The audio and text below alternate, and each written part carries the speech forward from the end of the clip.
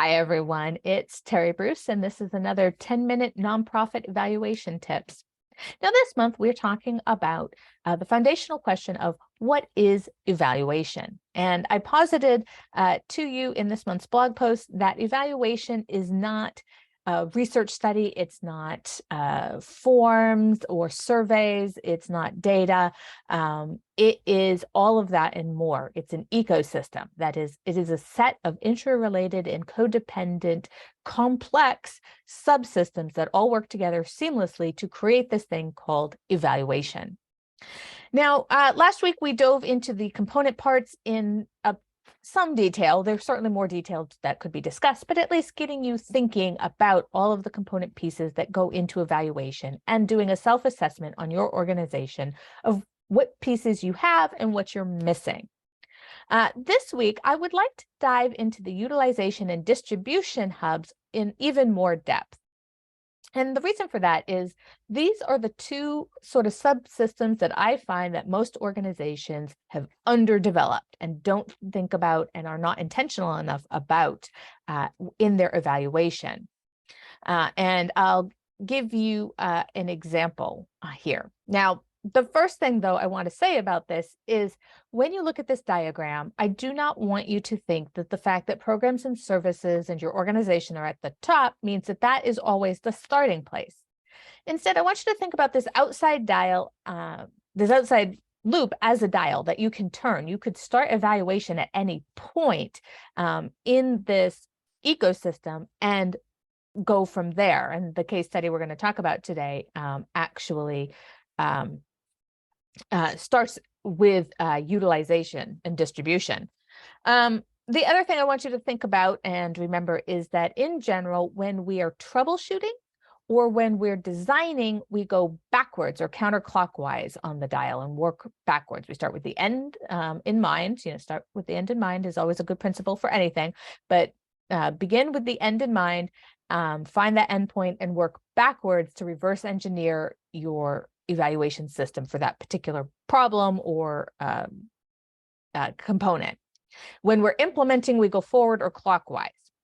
So the example I have for you today is, let's say that your organization was asked to do a TED Talk or give a workshop or a presentation to the community about your program.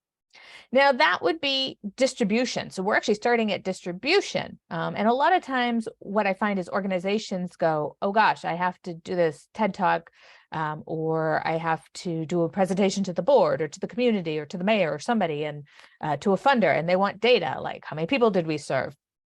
And what they do is then they back up, which you should go backwards, grab the data that they have, and then put together their presentation. And their presentation is just sort of, okay, here's some information.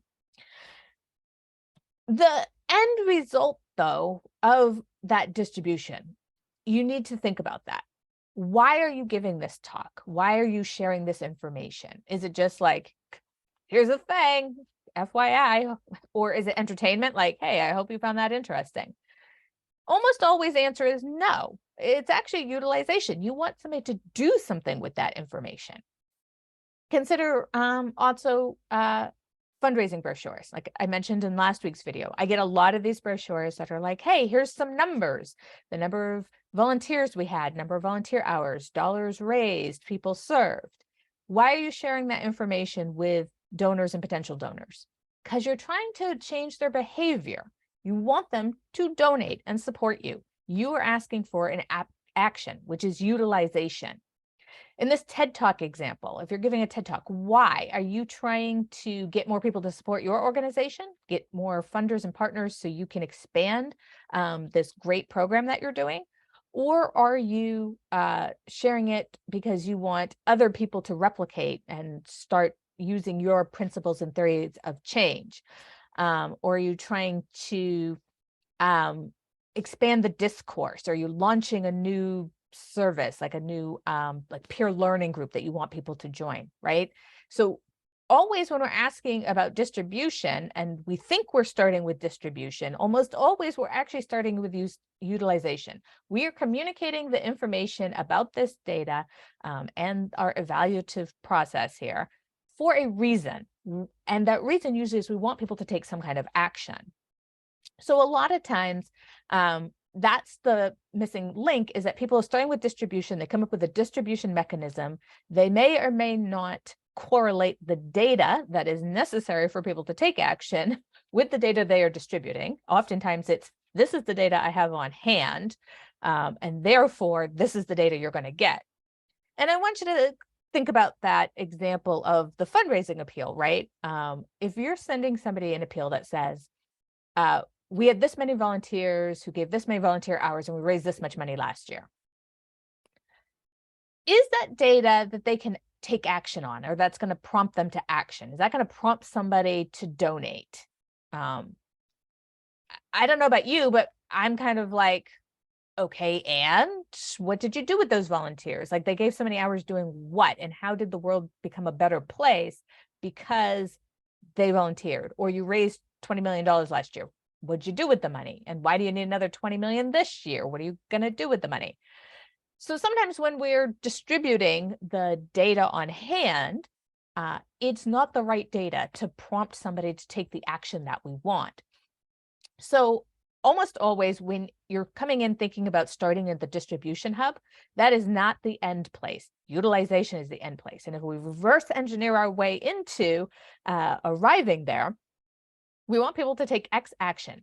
Therefore, we need to give them the right data in the format to lead to that action. Now, a TED Talk can be very inspiring. It's likely going to lead to some sort of action on people's behalf. So thinking about, okay, who are the people who are in this audience, and what data would I need to give them to get them to take the action that I want? And then how am I going to collect that data? And does that data tie to my evaluation schema?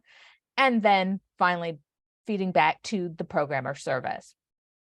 All right, well, that is it for this week. I hope that was helpful in thinking about where you're coming into this evaluation schema and getting you to shift your thinking. A lot of times people are over here focusing on how am I going to judge my outcomes and figure out my outcomes, and how am I going to measure the outcomes, when in fact, before you even get to that piece, I want you thinking about the long game or the end result, which is, what am I going to do with that data once I get it? If I'm measuring outcomes, why? Do I want to be able to improve the program? Do I want to be able to replicate the program, expand the program, get people to fund the program? If the evaluation shows the program is not working, am I willing to cut the program or make changes to the program? What exactly is the end game for that data? All right, everyone. Well, as always, if you have any questions, feel free to email me at terrybruce@gmail.com. And otherwise, happy evaluating, and I'll see you next week.